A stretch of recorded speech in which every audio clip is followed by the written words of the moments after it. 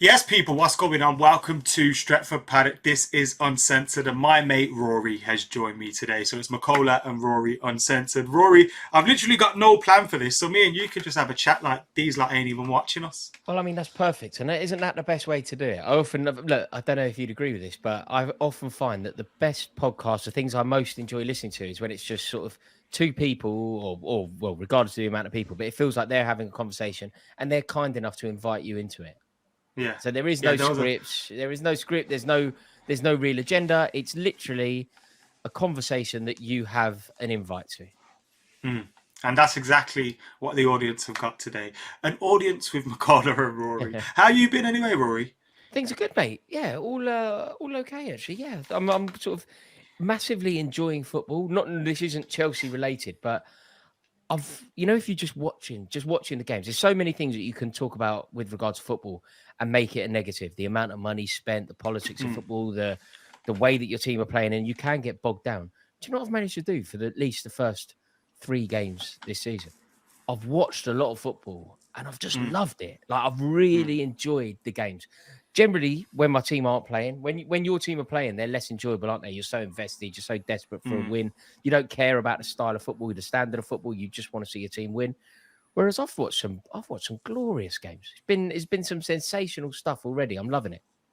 I've watched a lot of football in the last 2 weeks. See, I'm a little bit. The first 2 weeks when United lost, I was like, oh, no match of the day. I can't be bothered with this stuff. The same old rubbish. Football's back. But now United are winning, even though we're not in a great Yeah. position in the league table and all that. Watching match of the day has been good. Having a look at the other teams, and I have been absorbing more games as a neutral. I've properly enjoyed football. I don't know what it is. Is it that time of year? The start of the season where everything feels fresh, or is it? I don't know. Do you know what? I Because think there's an element with of that. so much football, isn't there? I think there's an element of that. I think that we're open to it and we're keen and we're hungry. But I also think that the football is good. Like, look, I watched Fulham Brentford. You know that 3-2 game to Fulham. I watched that, and under normal circumstances, I probably wouldn't watch a game like that. But I Yeah. ended up sitting through the whole thing, and it was brilliant. Like it was end to end, pulsating stuff. Standard football was great, and I think at the beginning of the season, you do get these moments where the season is it's so unpredictable and it's great. Like, do you remember? Do you know what people constantly say at this stage of the season? Anyone can beat Everton, and anyone can beat Everton. Okay. Any, Yeah. anyone, I just read Any Everton stage of there. the Yeah, season. anyone can. Yeah, no, anyone can beat anyone, and you get this sort of egalitarian league where you don't know how it's going to go, and every game is a massive game, and everybody can take 3 points off of everybody. And it happened at the beginning of last season. It was last season, wasn't it? Do you remember Yeah. Liverpool conceded 7 against Villa? United Didn't 6-1. Leicester Arsenal lost 3 in a row. didn't Leicester score 5 against Man City. City? Yeah. So Was that you last get these season? games, or maybe the season before. Yeah, I it may can't. have because they But scored 4 against us as well. yeah, so you get those moments, and you think, wow. Ultimately, what's going to happen is Liverpool will click into gear. Man City will stop conceding as many goals. It will all kind of find its rhythm, and we'll end up with a pretty Do you much think it's 1-2 that win. simple with Liverpool this season that they're just out of form, or could they be going through a change of somewhat But like there's two with ways to Mane explore this, leaving and right? everything? Yeah, Mane there's two. leaving's huge. Mane leaving's huge, and they didn't really make a fuss about that, which was weird. But there are two ways to explain. I think the logical and most likely explanation to understand what's going on at Liverpool, they've got loads of injuries, right? They got loads of injuries, and therefore they're struggling. But there is something, that seventh season. It wasn't there a seventh season at Dortmund that was a real Yeah, issue. I think Dortmund and Mainz, Klopp has been sacked or left his position after 7 seasons at both clubs. So yeah, there is that, which I think is an interesting thing to explore. I don't When it's necessarily two, think. it's just a coincidence, isn't it? If it's this one as well, then it becomes a thing. I don't think it's a thing yet because it's Mm. just 2 jobs where it's happened. So it's a coincidence, I think. Yeah, I think it's a coincidence, and the problem is in our league. I think we like to pretend that we have a league where anyone can do anything, and we don't have a one. What we do is we're quite sneery, aren't we, about other leagues that are either or have been one-team leagues. So we Yeah, often see the SPL as a one-team league. We yeah, often see the Bundesliga, which is actually a one-team league, that is. and we don't think that ours is, but this is a one-team league. Like, this is as one-team league as you can get. The only reason that it hasn't been utter dominance from Man City is because Liverpool, from FSG down for ages have been perfect. And despite being perfect, you know, the embodiment of perfection, they've only got one league title to show for it. So it is a one-team league, but you've relied on someone else to be perfect to give you a title race. And even when there is a title race, 80% What's of the funny time, is you've had a lot of. I saw Liverpool fans at Old Trafford with like Joel Glazer masks and all these kind of things. Which look, all is fair in love and war and Yeah. banter and all that kind of thing. But then they're now, a lot of Liverpool fans are calling for their owners out because they're not looking to invest this summer and all those kind of things. And you do think, like, it is a weird summer from Liverpool, isn't it? That they haven't really. Obviously, Darwin Núñez was big money.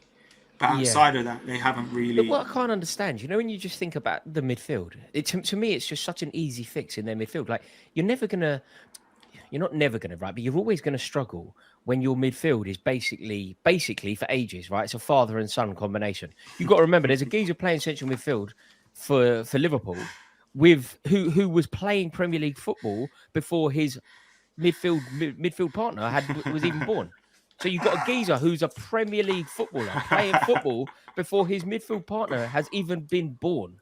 That to me is, I mean, that is crazy though, isn't it? Like, that's father and son. That's Ider Johnson and his dad playing for Iceland. So I feel like they're always going to struggle, and I think that they made a mistake. I think they were after Tchouaméni. I think they thought they signed Tchouaméni. Real Madrid came Bellingham along. as well, innit? Yeah, because I think they're waiting for Bellingham next year. But the problem is, your most important game is your next game. It doesn't matter. Like, the most important. And there's going to be a queue of clubs for Bellingham, and I feel like it's quite easily rectified as well because they need more. It's not like they sign Bellingham and then they don't need anyone else. They're going to need 2 or 3 anyway. So I think they should still now go sign Tielemans and everything's fine. Thiago and that, like, always injured. That's a problem. Talking about midfield signings and not about Liverpool. I mean, I know it's uncensored, but let's relax.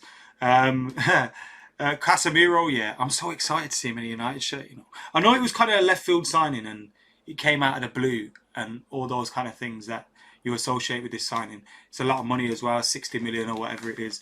But Casemiro signing for me, one of the things that I've seen from him in like his interviews and stuff is that he sounds like someone that will be a big influence in training. Like, he's going to be in there working everyone every second of training, and I can't wait to see this guy in the Premier League and playing for Man United. Did you see his first tackle the other day? He just absolutely launched himself into someone.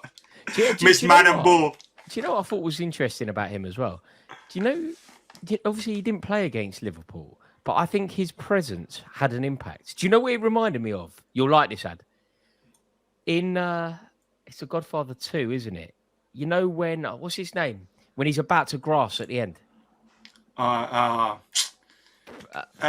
Sonny. You got he's got the mad Italian name. He's about to grass, and then he doesn't grass because he looks over there and he sees his brother who's come over from Sicily, and he doesn't grass. I reckon that's what happened to the Manchester United midfield with Casemiro watching. They were just like, like, he didn't have to say anything. He didn't have to do anything. He was simply in the room, and therefore, it changed everything. It's called Patrizio or something like that. Frank Pentangeli. Pentangeli.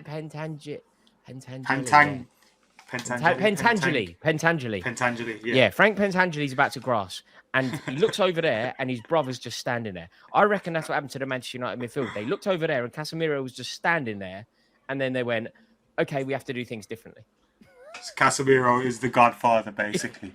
But he does have that vibe about him. And I know he's coming in at 30 years old. He's still got a few years left in him. And that experience is going to hopefully rub off. Varane's looking good now as well. So I think Casemiro is a good one, man. Could have he's younger than Thiago Silva, but Thiago Silva had a good influence on you when he arrived, didn't he?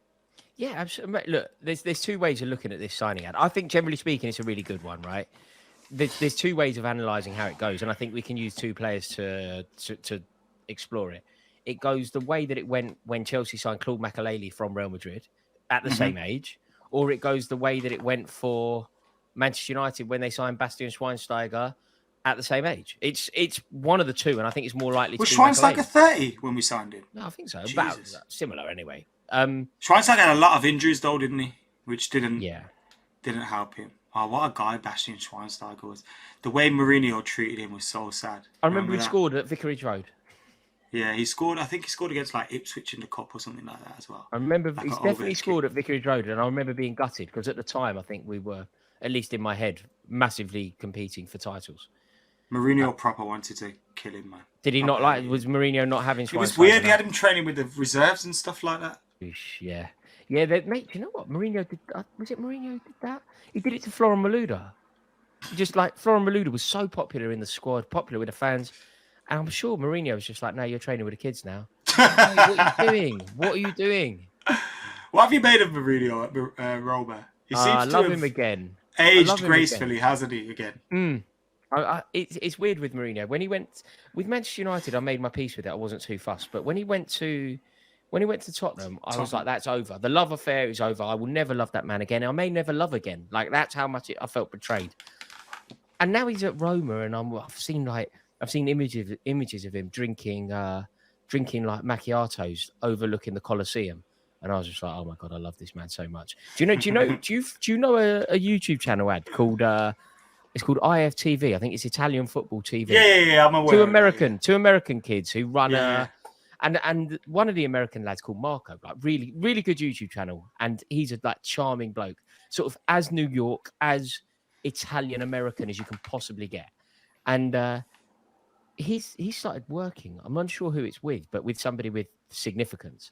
And he interviewed Jose Mourinho overlooking the Colosseum. I think that's where I've seen the image on that guy Marco's Instagram. And I sort of sent him a message. I was like, that's football finished for you, isn't it? Like, you can't, when I saw Chelsea win the Champions League in Munich, beating Munich, some Manchester United fans a bit older than you who will probably be watching this video who were in Barcelona the night you won the European Cup. I reckon on some level they kind of completed football that day. That guy in our industry, he's a YouTube, whatever, interviewing Jose Mourinho in Rome, overlooking a Colosseum, drinking coffee. That's football. Like you. What is your version of that? My version would involve it. I don't know. There's a few versions. There's a few players. I mean, Ruud Gullit, anything Gianluca Vialli, anything Dennis Wise, anything Roberto Di Matteo. That era of football will always be very special. But then obviously Lampard, Drogba, any of that would be very difficult to beat. Yours is Cantona, isn't it? I've done Cantona. Obviously, it'd be a pleasure to interview Cantona again. That was a surreal moment. Like, we met him like a few weeks before as well, and then we met him a month or so later to do the interview. And I remember just sitting down with him. He asked for extra time because he was hungry, so he wants to eat. Ends up pulling out wine. We get beers and Guinness and that, and we're just there having a drink with Eric Cantona. It was amazing. But my version of that now is David Beckham. If I interview David Beckham, have a sit down with Becks. Yeah, I won't have the energy to do this anymore. I think Beckham though. I think Beckham is applicable to me and you. It's one of those. It's one of those players that kind of transcends football. Like, it isn't. Yeah. It isn't necessarily a football thing anymore with Beckham, is it? But if you interviewed him and I wasn't there, I definitely think you didn't deserve it. I'm almost really. How's a Chelsea fan there, man? I'd be like, no, as a disgrace. I'd be like, you were one of them booing him in '99, yeah. Is it? Yeah, so... I've still got an issue with him. I'm not sure I've fully forgiven him since for '98. Yeah, I mean, if there's one thing I can do, it's hold a grudge. And David Beckham '98 grudge is still prominent in me. Is he the one?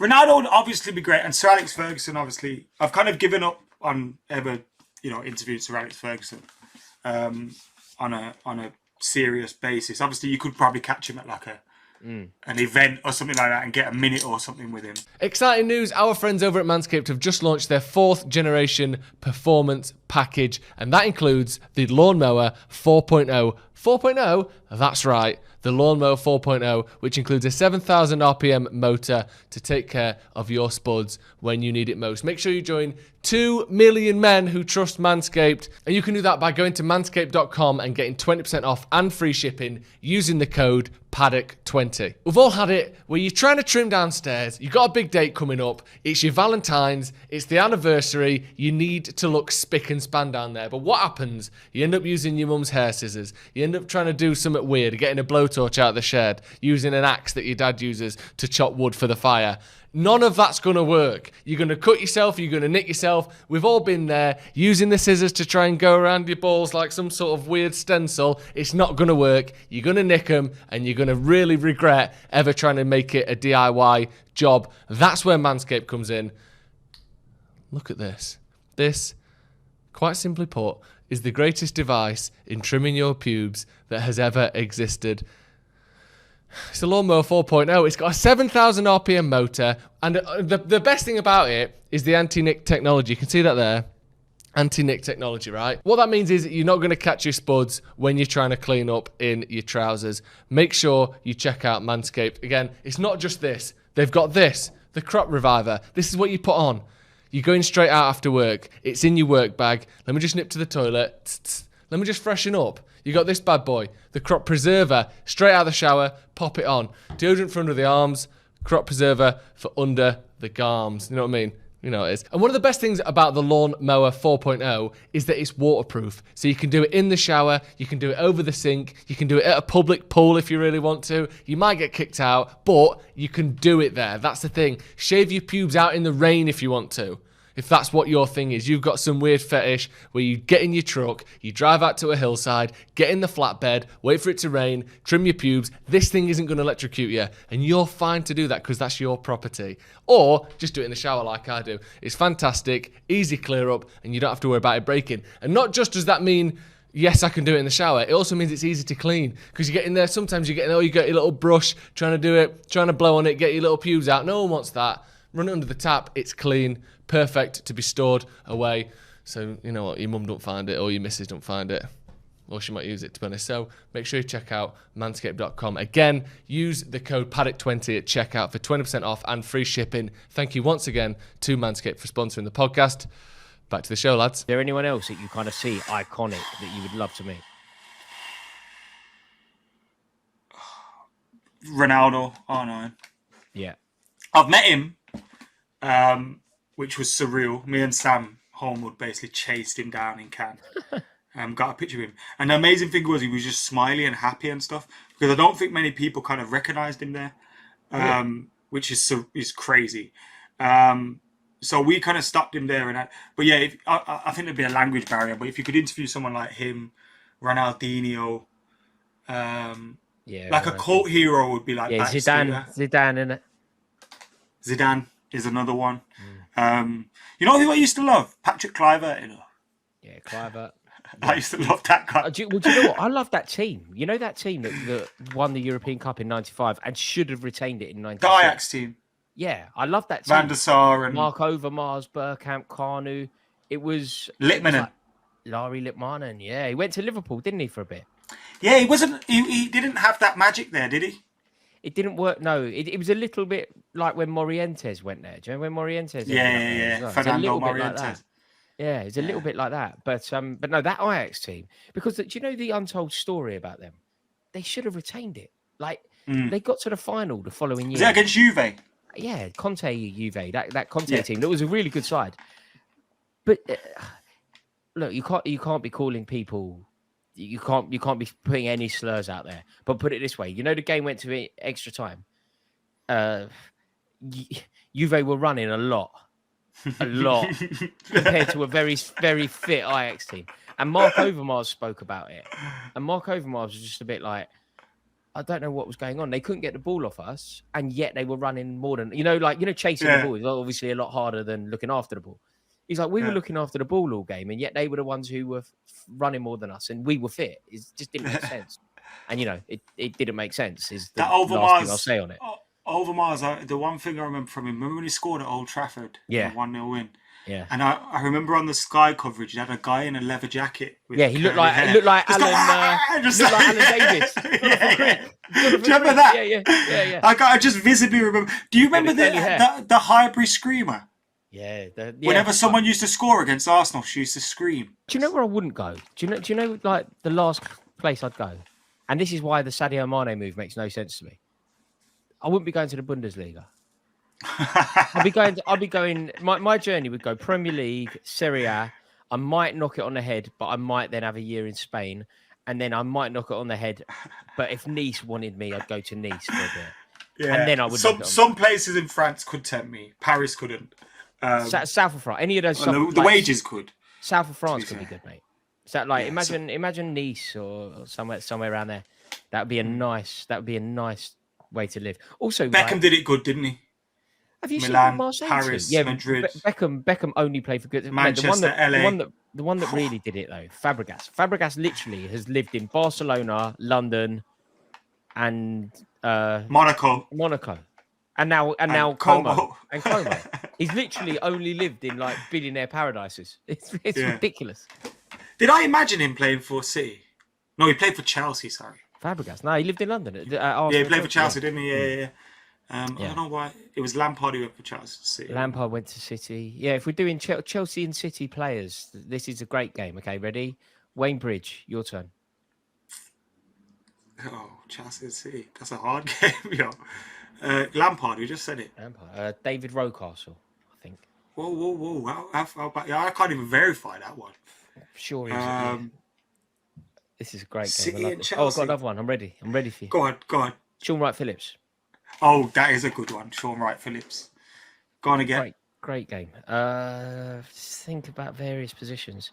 I'm thinking recent I've got a great one. Because City were crap for a long period. Terry Phelan.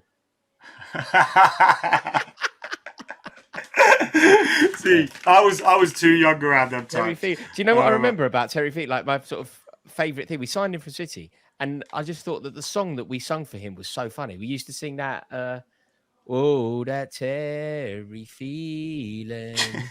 You got that. You had that Terry Phelan. Now he's gone. Whoa. Yeah, great. Well, that Man United Chelsea game.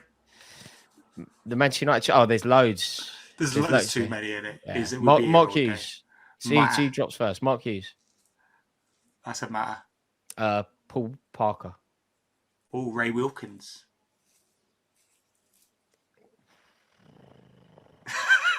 There's loads. We'll stop that for. There are loads, but me naming them is a I've got the next one if you don't have it. Hang on, give me 1 second here. There is. Oh, I've got it. Juan Sebastian Veron. No. I had that one there already. Veron. It's got to be Mark Bosnich. Bosnich is great. He pulled that one out of the bag. That's very impressive. Yeah, I think you've won. There's way more. There's definitely. I deserve to win for Mark Bosnich. To be fair. Bosnich and Wilkins are impressive. Yeah. Ray Wilkins, what a fella, man. Yeah.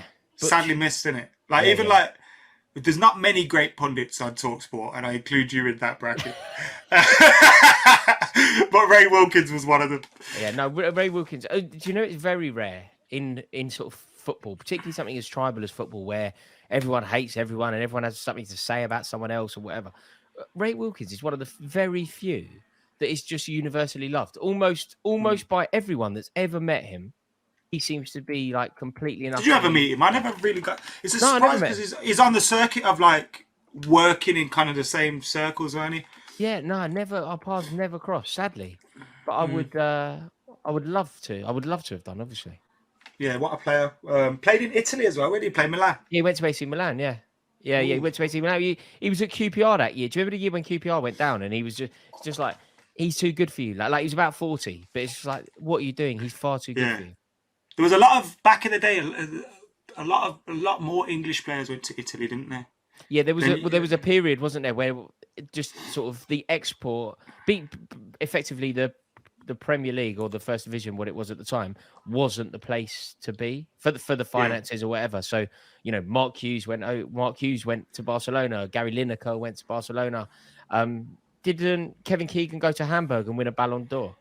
Yes, and even who was it? Chris Waddle went to Marseille. Waddle at Marseille, yeah. Waddle he was loved there as well. Yeah, they love him. They still do. I was in Marseille when England played, and they as soon as they know you're English, they'd start talking to you about Chris Waddle. How mad is that? That like players, like that's why I'd love to go. Like, did he win the European Cup there? They won the European Cup in '93, didn't they? Do you remember Basil? I am googling this. So Basil, it was Basil Bolly, but I wonder if Chris Waddle was in the team. Basil Bowley scored, and they won it in Munich. What a mullet he had, by the way. Jesus. Was it? Are you googling? I think it was in Munich.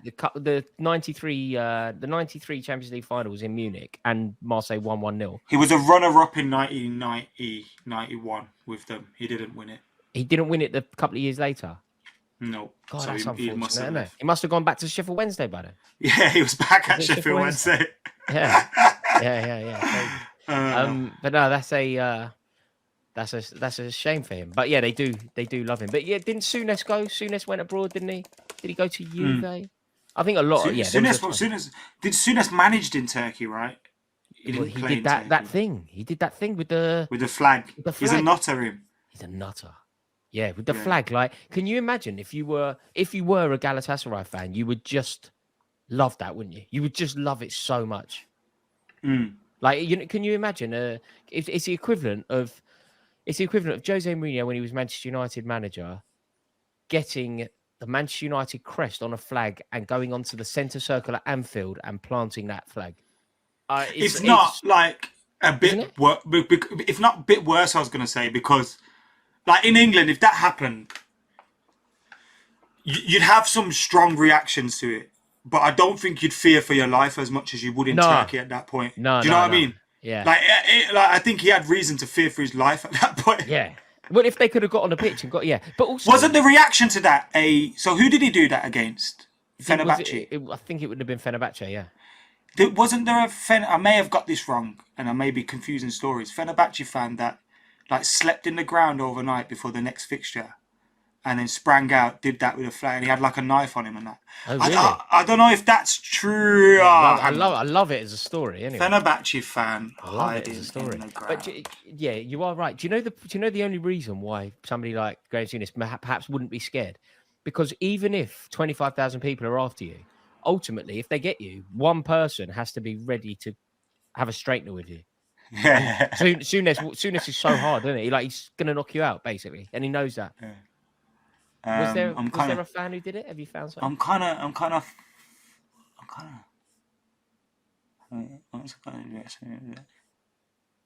Aftermath. Where is the flag on?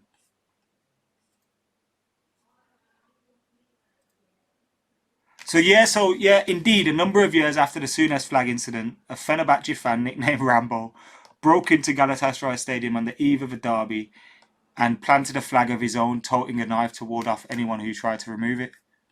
Yeah, so quite impressive. Yeah, quite impressive that. I don't know how he pulled that off. The flag and the knife, that's all he needed. He was just running through looking like a mental guy. Like, that is nuts, man. But yeah, like, remember United's Welcome to Hell game as well in Turkey, we had a Welcome to Hell as well. We beat them 5-0. Gabriel Ambrosetti scored. We beat them 5-0 that year. And yeah, there was a Chelsea banner back that sort of said, "We're not bothered, welcome to hell." Cantona loved it, didn't he? Yeah. Thrived off it. Those kind of players love that stuff, man. I think obviously it'd be really scary and stuff like that. But I think I'd be I would wind it up. You have to be a very particular. There are certain footballers that really freeze in those circumstances, though.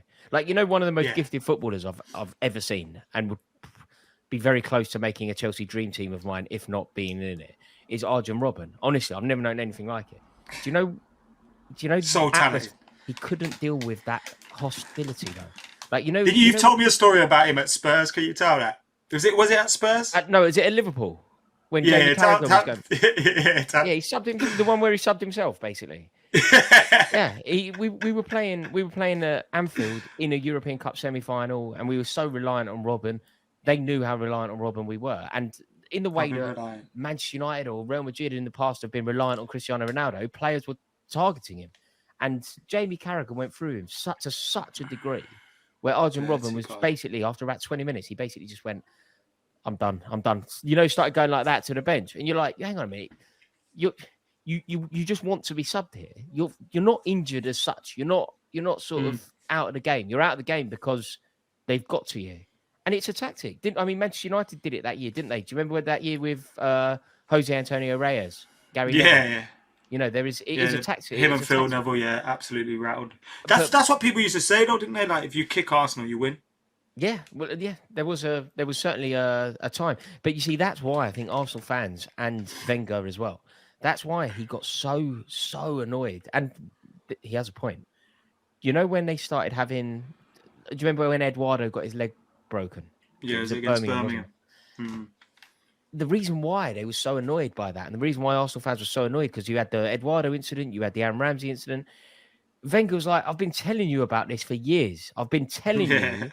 And now people are having to have like limb-saving surgery. And I've been warning you about this. You know, this started with Reyes, you know, about a decade before.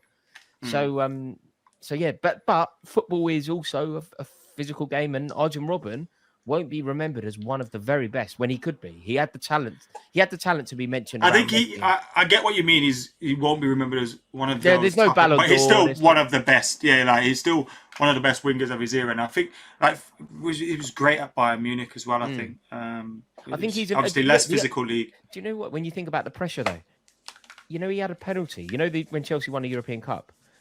In Munich, in his home ground, he's playing against his old club in his home ground in a European Cup final. Didier Drogba does something mental and gives away a penalty. Arjen Robben steps up right in front of where we were sitting, and when I saw that it was Robben about to take it, like my heart just sunk. Obviously, we're in it. We've got into extra time, and Drogba gives away a penalty, and you're just like, God no. When I saw that Robben was the player lining up for it, I looked at I was like, maybe, maybe. And he did it because you just know that he is. You know, other players in that circumstance, you just know they're scoring. There are certain players that thrive on the pressure and score. With Robben, I was just aware that there was a chance, and he missed. You know, it was saved. I remember seeing an Alker in 08 and thinking he's missing. Yeah, I thought that. You know, when he tried to blame that he didn't have. You know, when he's looking down constantly and kind of like just rubbing his nose and that, I just thought, he's missing. You can get that sense for sure. Equally, you know when someone's going to score, don't you? You equally, you know. Although we say that, and there's so many times we get it wrong. You know, we go, he's going to miss, and then he scores. Yeah, and then the one time we get it right, we're like, I knew it. There are basically 9 times out of 10. Say David Luiz. Yeah. 9 times out of 10, David Luiz. I know I got it massively wrong on an episode of the Kickoff when Chelsea lost to City in the cup final. When I said he doesn't miss, and he did miss, but he doesn't miss. Do you know what I mean? Like Frank Lampard penalties. I know he missed one in the cup final, but he doesn't miss. Like you were right to say he doesn't miss. He just missed on the odd occasion. Cantona, it's like Van Nistelrooy against Arsenal. Cantona 94. Was never missing those penalties. Van Nistelrooy against Arsenal, I remember thinking in the ground at the time, he had a surreal record 100%, and I remember feeling in the ground like, he's not going to score this, like he's not going to score this, and he didn't, and you're like, I knew it. But I probably thought that for every one of his penalties because you live it in the moment, don't you? Yeah. Like you need to score this. Oh man, Rui Van Nistelrooy was this one as well. Always, if you had a penalty to save your life, who's taking it? Lampard. Or Matt Letizia. If we're going for just footballers, then I'll go Matt Letizia. Didn't he ever? I don't think he ever missed, did he? I'm not sure. I don't think Matt Letizia ever. You could argue, having played for Southampton, he never really had. No, he's never had a pressure penalty where they're like life or death. I'm going Lampard. Do you know what I saw Lampard do at West Ham? I'll go Rude. Frank Lampard at the old West Ham ground. Can you imagine the intensity for him there? Like they hated him. He's taken a penalty, scored it. The rest gone, no. The ball moved. Take it again. So he has to do it all again. Bang, scores again. The ref did it again. He's like, no, you got to take it again. Can you imagine? It's a cauldron of hate for him there. Their fans are going ballistic. They're calling him everything. It was a very intense ground, that old ground, not like this new thing they got. And he then scored again. In terms of pressure penalties, there's nothing like that. That's solid. Yeah. Do you remember the one Beckham took where he stepped on the ground and it made the penalty spot move up? Yeah. Do you remember Was that? Was it England? Penalty spot was like made of sand or something. Yeah, bobbled the ball. And he kind of stepped on it and it lifted the ball and he hit under it and went over. Was that 06? Yeah. No, 06 was Germany, wasn't it? 06 was Germany. Where did he score that one? That was Japan, wasn't it? 02 when he sort of scored against Argentina. Yeah, he had the redemption. That was a great one. That in a red shirt. Just blazed it down the middle. The Yeah, wasn't Jubilani it ball. Pochettino? You know the foul on Michael Owen. Oh yeah, he had long hair, didn't The he? foul on Michael Owen, like, or dive from Michael Owen, whatever way you look at it. It was it was Pochettino who made the foul. Yeah, I think he'll be back at Chelsea. I think he'll be back in the Prem at Chelsea soon. You know. Pochettino. Yeah. Nah. It's far too Tottenham. Far too Tottenham. Do you think that you know how he said, "Oh, I'll never manage Barcelona because he's Espanol"? Do you think that's the case with Spurs? I think so. Yeah, I think so. I don't think the respect that he has from Tottenham and the love that he has from Tottenham would be gone if he went to Chelsea. I think certainly by certain sections of their fans. Would you take him? No, it's Tottenham. Why? I don't want to. Tottenham. The Tottenham Oh, so league. nothing to do with football. And I know, and to be totally honest as well, I don't rate him as highly as everybody else seems to. I don't rate him at all. I don't see the success. I don't think he's particularly good. I think Is he not the best option out there at the moment, outside of the current managers in the Prem? That's debatable, but I don't like the lack of success in the Premier League. I find that a massive warning shot. Like, you've got to remember, there was a time when Tottenham, I don't really like talking like this and being as complimentary about this as I'm about to be, but there was a time when they were probably the best team in the country. Was that not down to him? Yeah, but they won nothing. They were the best team in the country and they won nothing. But can you not argue like those players wouldn't have been the best team? No, like you wouldn't have regarded them as that without his coaching. Is what if you're giving somebody the best team in the country and they're not winning, no. But what I'm trying to say is he wasn't given the best team. He turned that team into someone you considered the best team. Maybe, but they have to deliver silverware. It's all about silverware for me. I mean, and it's a Tottenham expression. It's ironic, but it's a Tottenham expression that I think is totally accurate. When you go to that ground, or the old ground as it were, which is where I've been. I haven't been to the new one yet to see Chelsea play anyway. But all around that old ground, when you're in the away and you look around, everywhere it's written, the game is about glory. The game, and you're like, hold up, who do you think you are?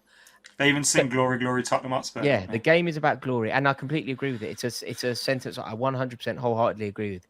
If you are the best team over 2 calendar years, if you accrue more points than everyone else over 2 calendar years, but you haven't managed to secure a League Cup, get out of my sight. On that note, what do you make of Harry Kane having that record?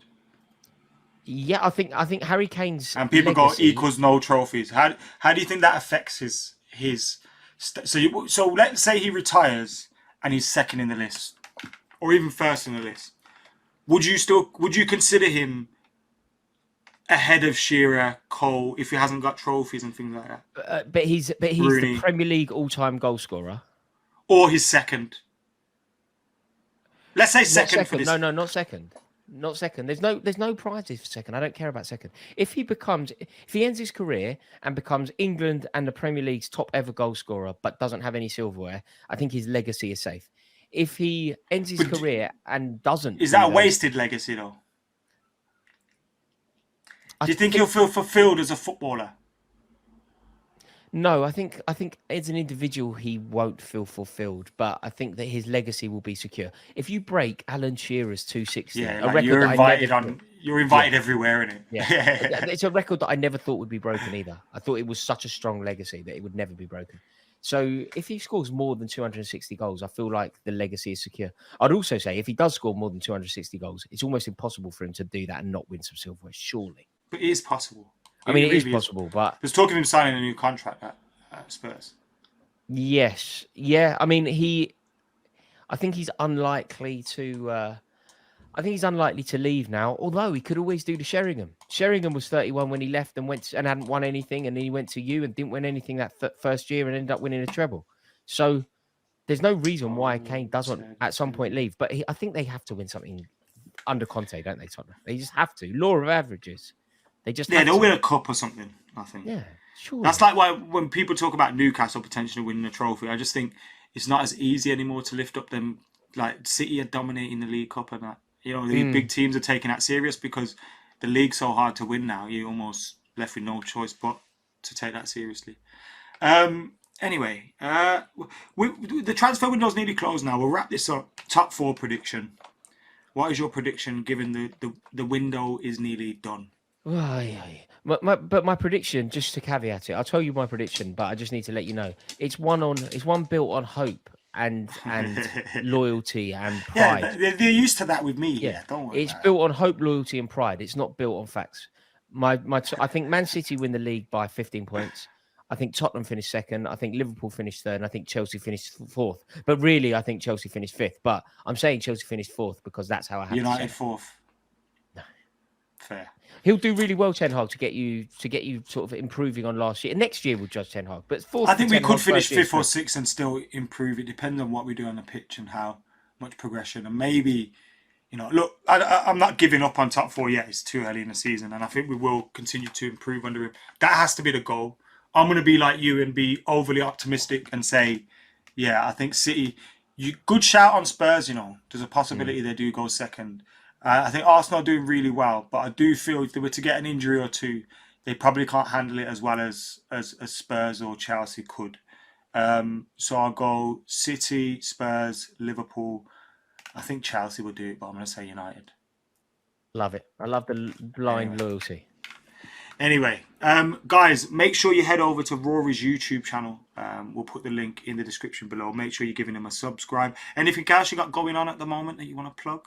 No, mate, that's very kind of you. I'm inching ever closer. It feels like it's taking ages, but I'm inching ever closer to 200k. So that'd be wonderful. Thank you, mate. Yeah, go and subscribe to Rory's channel. Let's help him hit 200,000. And of course, make sure you're subscribing to Stretford Paddock. This has been Makola and Rory Uncensored. Remember, we've got loads more coming up this week. We've got match day with Leicester coming up on the same day as deadline day. And then we've got that game against Arsenal on the weekend where hopefully Anthony will be making his debut. So until then, we'll see you later.